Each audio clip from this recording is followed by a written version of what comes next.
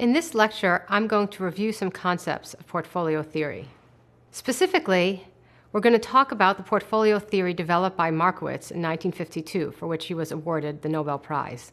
This is still the benchmark portfolio theory used in finance and taught in finance classes. Now, it does require an approximation. The approximation is that returns are normally distributed. In the last lecture, we talked about how cryptocurrency returns are definitely not normally distributed. However, the most important insight from this theory, that there are gains from diversification, transcends the assumption of normally distributed returns. It's just a little more complicated to do this theory when returns are not normally distributed. I will then review the main consequence of this theory, which is the capital asset pricing model. So both are going to be very useful in the results that follow. So here are the assumptions of portfolio theory. The first is that investors prefer more to less. The second is that investors are risk-averse. And finally, strictly speaking, we do assume the normal distribution for returns. Now, what this gives us is that investors care about the mean and the standard deviation of returns, but they don't care about higher order moments. So what we want to think about are the trade-offs between means and standard deviations. And our basic tool for thinking about this trade-off is the mean standard deviation diagram. So consider this diagram. There are two assets, asset A and asset B. Asset A and asset B are on the same horizontal line. That means that they have the same expected return, or the same mean return. However, notice that asset A is plotted more to the left than asset B. That means that A has a lower standard deviation than asset B. Now, we said that investors prefer more to less and are risk-averse. So A has the same mean as B, but A has a lower standard deviation. What that means is that A dominates B. So according to our assumptions, which is investors prefer more to less, they are risk-averse, and we have a normal distribution, every investor will like A over B. We don't really need to know anything else about their preferences. So we say A dominates B.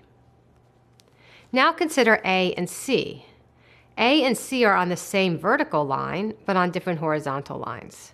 This means A and C have the same standard deviation, namely the same level of risk, but A has a higher expected return. So A dominates C. Again, we don't need to know anything about investor preferences other than what we specified to say that every investor is going to prefer A to C. Now let's consider A, B, and C together. So if we compare B and C, we will see that neither dominates the other. Some investors will prefer B, and some investors will prefer C. An investor who cares more about risk, so is more risk-averse, will prefer C, but the problem is this investor is going to get a lower return. So the investor who prefers B is still risk-averse but can tolerate more risk. That investor will be rewarded with a higher expected return. Now, Markowitz showed that if we take all the risky assets, these lie inside of what is a sideways U. This sideways U is called the risky asset frontier. And his point is that by combining risky assets cleverly, you can get to the top part of the frontier. That's called the efficient frontier, where you get the best trade-off between risk and return. So let's think about the mean standard deviation diagram. Here we have the mean, and here we have sigma for the standard deviation. So here's what Markowitz showed. If you take a whole bunch of risky assets, so each of these dots represent a risky asset. So notice that they're over here, they're not over here, which means that the standard deviation is positive. They have all different standard deviations and all different means. Now what you can do is you can ask, what is the lowest standard deviation for any mean? Now if you ask that, the answer to that question traces out a curve that looks like this. So we can say, all right, here's a mean. What's the lowest possible standard deviation? It's this point right here. Well, here's a mean. What's the lowest possible standard deviation? Well, it's this point right here. So this curve here is called the minimum variance frontier. It's like, what's a frontier? A frontier is the furthest you could go, like the western frontier, or space, the final frontier.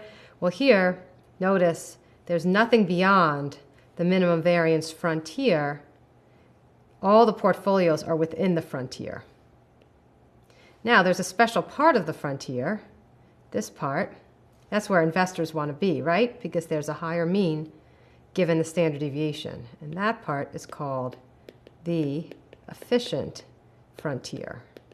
Now, we're still talking about the case where there's risky assets and no riskless asset.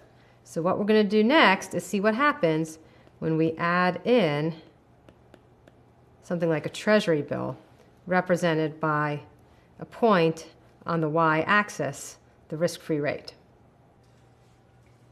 Now let's introduce a riskless asset, like a treasury bill.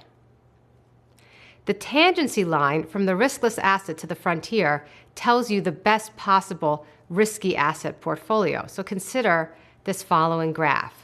So here we see mean on the y-axis and standard deviation on the x-axis. We see the sideways U that represents the frontier of all the risky assets. So all the risky assets lie inside of the frontier.